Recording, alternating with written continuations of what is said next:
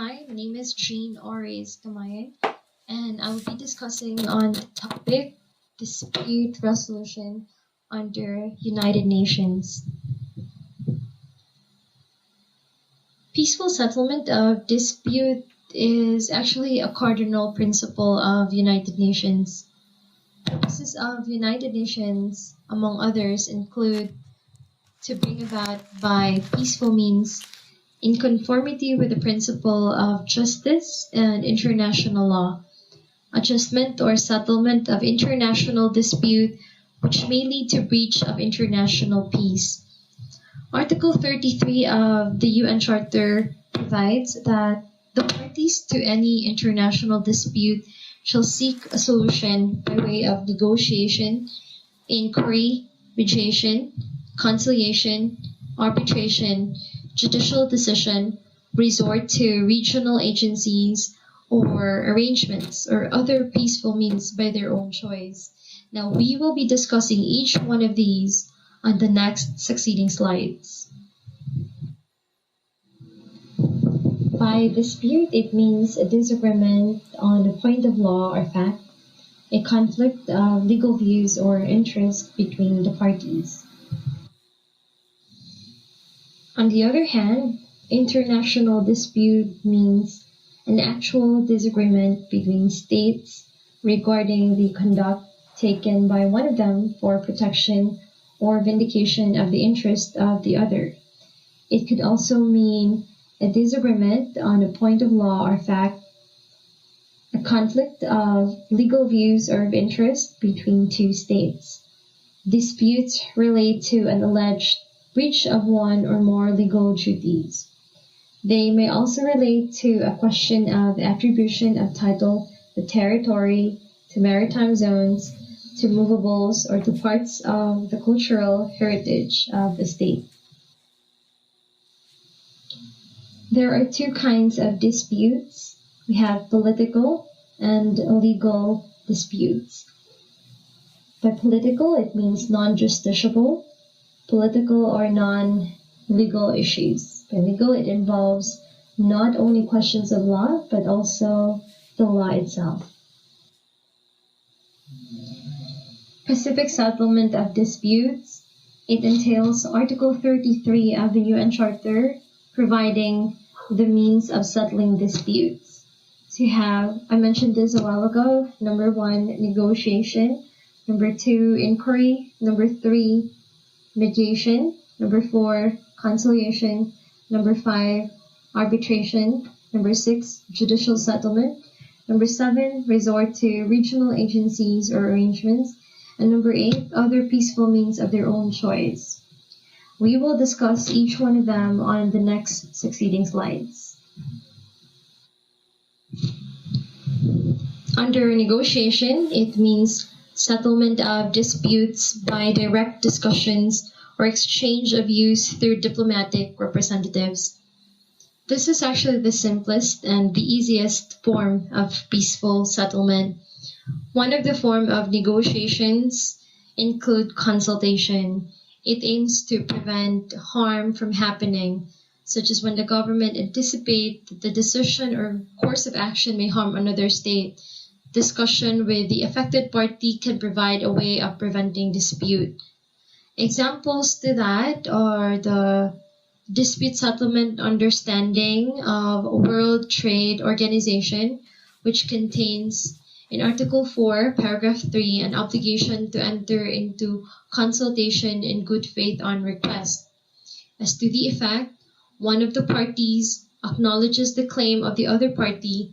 On occasion, negotiating parties may not acknowledge its opponent's alleged rights, but waives its own right for the sake of friendly relations. Next is inquiry. It is the ascertainment of pertinent facts and issues in a dispute.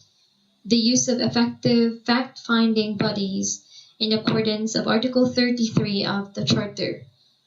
Now, the main purpose of inquiry is fact-finding. After some negotiations, disputing states may sometimes agree to appoint an impartial body to carry out an inquiry. The object of the inquiry is to produce an impartial finding of disputed facts and thus to prepare the way for a negotiated settlement. An example to that is what happened to Korean airline flight KE007 incident, which happened in 1983. The inquiry by Singapore of the ICAO.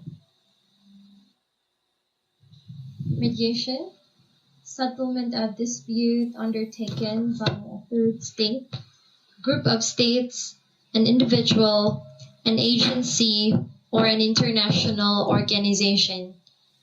It offers concrete proposals for settlement of substantive questions.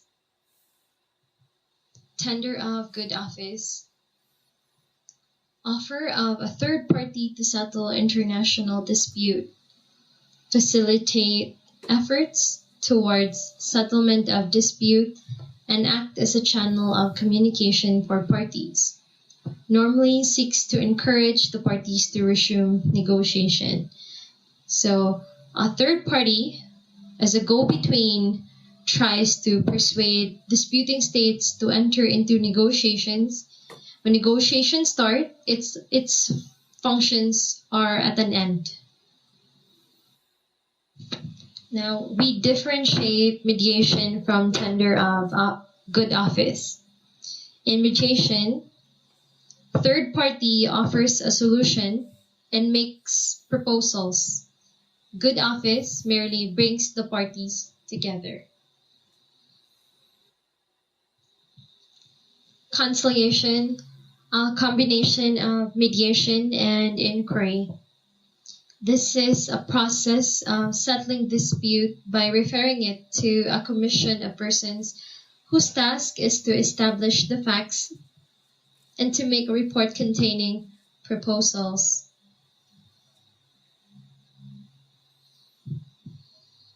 Here, report of the commission does not have the binding character of an award or a judgment. It differs from inquiry in that the main object of inquiry is the elucidation of the facts, in the hope that the parties will of their own accord be able to settle the dispute. Whereas the main object of conciliation is to provide the active services of a commission of persons in bringing the parties to an agreement. It also differs from arbitration and judicial settlement in that under conciliation, the parties are under no obligation to adopt the proposed settlement, whereas a legal obligation exists to comply with the reward or judgment of a duly constituted tribunal. Arbitration, resolution of differences between states through a legal decision of one or more umpires or of a tribunal chosen by the parties. Arbitration can also be defined as a procedure for the settlement of disputes between states by a binding award on the basis of law and as a result of an undertaking voluntarily accepted. Arbitration has been used for a long time by states to settle their disputes, and it may be considered the most effective method. In view of the large number of cases and variety of types of disputes that have been settled in this way, arbitration depends upon the willingness of the states involved to submit to adjudication. Consent can be an ad hoc basis or based on a treaty. The identity of the arbitrators, the formulation of the question to be submitted to the tribunal, the rules of law to be applied, and the time limit within which an award must be made must also be mutually agreed upon by the states concerned. Such issues are spelled out in a special agreement between the parties known as the compromise. Resort to regional arrangements and other agencies. Regional arrangements are agreements under which states of a region undertake to regulate their relations with respect to the question of the settlement of disputes without creating thereunder a permanent institution or regional international organization with international legal personality. We differentiate it with regional agencies. By regional agencies, we mean regional international organizations created by regional multilateral treaties under a permanent institution with international legal personality to perform broader functions in the field of the maintenance of peace and security, including the settlement of disputes. Judicial settlement. Submitting a dispute to a pre-constituted international court or tribunal composed of independent judges whose tasks are settle claims on the basis of international law and render decisions which are binding upon the parties. So the principal judicial organ of the United Nations is the International Court of Justice. It is composed of 15 judges elected to 9-year terms of office by the UN General Assembly and Security Council, sitting independently of each other. It may not include more than one judge of any nationality. Elections are held every 3 years for 1/3 of the seats. Retiring judges may be re-elected. Members of the court does not represent their government but are independent magistrate. It operates under a statute largely similar to UNC. All member states are parties to the statute of ICJ. Its functions is to settle legal dispute in accordance with the international law, to give advisory opinion on legal questions referred to by international agencies and organs. For International Court of Justice, it was established in 1946 as a principal organ of the United Nations. Its seat is at the Peace Palace in The Hague, Netherlands. It replaced the Permanent Court of International Justice, which had functioned in the Peace Palace since 1922. For the composition, again, 15 judges elected to 9-year terms of office by the United Nations General Assembly and Security Council, sitting independently of each other. It may not include more than one judge of any nationality. Elections are held every 3 years for 1/3 of the seats, and retiring judges may be re-elected. The members of the court do not represent their governments but are independent magistrates. The judges must possess the qualifications required in the respective countries for appointment to the highest judicial offices or be jurists of recognized competence in international law. The composition of the court has also to reflect the main forms of civilization and the principal legal systems of the world.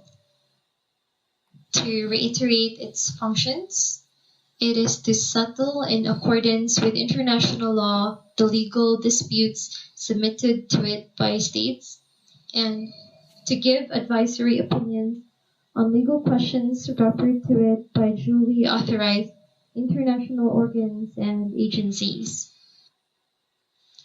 As to the parties to a case, only states may be parties to cases brought before the court.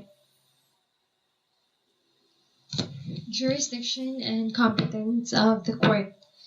Jurisdiction of the court depends upon consent, the recognition of the states of their jurisdiction of the court over a dispute. Recognition may be expressed by special agreement, compromissory clause in treaties, other means. Declaration of states that they accept in advance the jurisdiction of the court in certain cases, or optional clause. So that ends my report. Thank you, everyone.